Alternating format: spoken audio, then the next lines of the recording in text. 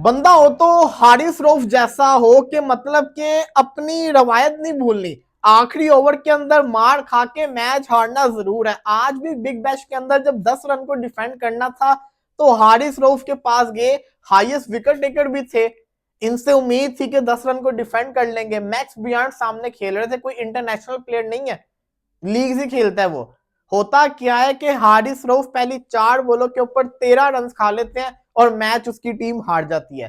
तो हारिस रऊफ ने पीसीबी को फिर से बताया कि अगर आप मुझे T20 वर्ल्ड कप के स्क्वाड के अंदर शामिल करोगे तो ये माइंड के अंदर जरूर रखना, मैं हारिस रऊफ किसी एक मैच के अंदर ऐसे जरूर हरवाऊंगा अगर मुझे आखिरी ओवर दोगे या उससे पहले भी दोगे। हारिस रऊफ का ओवरऑल बिग बैश तो काफी अच्छा चल रहा है, लेकिन आज जब क्रूशियल सिचुएशन आई थी, आज अगर हारिस रऊफ इसको डिफेंड करता तो बड़ी खुशी होती कि इंप्रूवमेंट आ रही है। लेकिन नहीं, हारिस रऊफ को छक्का पड़ा, चौका पड़ा और हारिस रऊफ ने मेलबर्न स्टार को मैच जितवा के दे ना सके। तो ये बड़े अफसोस से कहना पड़ रहा है। तो अभी भी जो लोग मुझे कह रहे होते हैं कि हारिस रऊफ को टीम में होना चाहिए, अब बताएं क्या हारिस रऊफ को टीम में होना चाहिए कि नहीं होना चाहिए, ये जल्दी से कमेंट्स के अंदर बताएं। इसी के साथ साथ उस्मान ख्वाजा, वो रिटायर हो चुके हुए टेस्ट क्रिकेट से। सिडनी वाला जो टेस्ट होगा उनका आखिरी होगा, बल्कि वो इंटरनेशनल क्रिकेट से ही रिटायर हो चुका हुआ है। 136 इंटरनेशनल मैचेस के अंदर 8001 रन उसके हैं। इसी के साथ साथ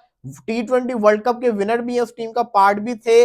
उसकी जिसको कहते हैं 1800 है, 4150 है और 15 लॉन्ग ईयर्स का इंटरनेशनल करियर है पाकिस्तान के बाय बॉर्न। और साथ ही वो ये कहते हैं कि ना, लोगों ने कहा था कि कहां ऑस्ट्रेलियन क्रिकेट में जाके तू खेलेगा, और आज वो ऑस्ट्रेलिया का एक बड़ा प्लेयर उभर के निकला है। तो खुशी की चीज है, अच्छी बात है, खुशी हुई है देख के उस्मान ख्वाजा ने क्या शानदार किस्म का करियर उसका जिसे कहते हैं ना रहा है। साथ ही साथ पाकिस्तानी फैंस को मैं बताता चलो, पाकिस्तान वर्सेस बांग्लादेश की जो T20 सीरीज है ना, बल्कि T20 क्या, वो जो उनकी सीरीज आनी है 2026 के अंदर, उसकी डेट्स आ चुकी हुई है।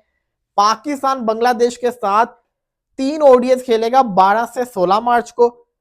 फर्स्ट टेस्ट खेलेगा पाकिस्तान 8 मई को और सेकंड टेस्ट खेलेगा 16 मई को। तो ये पाकिस्तान के 5 मैचेस का जो जिसे कहते हैं ना टूर है बांग्लादेश वाला, ये जिसे कहते हैं ना सामने आ चुका। इसी के साथ साथ बिग बैश के अंदर बाबर आजम खेल रहे हैं। सिडनी सिक्सर के कप्तान बाबर के दीवाने निकले, उनसे पूछा गया बाबर के बारे में तो वो आगे से तो ये कहता है कि ना, he is a really nice guy, बहुत अच्छा लड़का है, I think he has more fans than the sixer.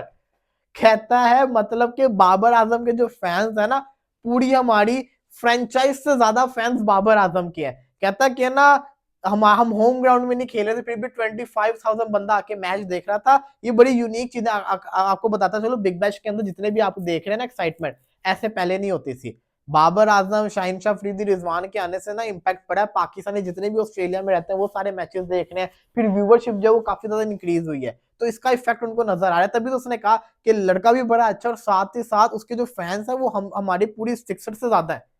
तो वो आ रहे हैं, इससे बिग बैश को भी फायदा हो रहा है। बिग बैश को जैसे कहते हैं ना, फैंस की इन्वॉल्वमेंट इससे ज्यादा हो रही है। तो बाबर आजम की वैल्यू का उनको अंदाजा हो गया। बाबर आजम तो रन भी कर रहा है। हालांकि एडम गिलक्रिस्ट का मैं बयान सुन रहा था, वो ये कह रहे थे कि बाबर आजम को अपना जैसे कहते हैं ना रनअप बॉल खेलने वाली चीज को चेंज करना पड़ेगा, बाद में तेज होना पड़े जो होता है उसको पहले तेज खेलना पड़ेगा, ऐसे वो किसी और के ऊपर प्रेशर नहीं डाल सकता। और एडम गिलक्रिस्ट की बात थोड़ी बहुत ही सही है।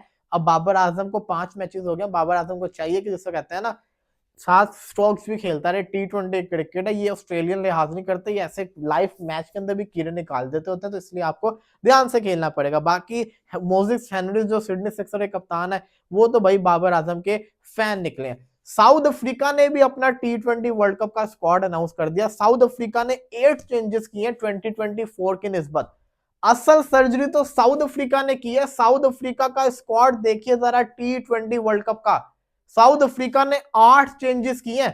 पाकिस्तान वाले जो कह रहे थे कि हम सर्जरी करेंगे, हम टीम को चेंज करेंगे, पाकिस्तान के देख लेना 8 चेंजेस नहीं होंगे जो अफ्रीका ने कर दिया। हालांकि अफ्रीका ने फाइनल खेला था।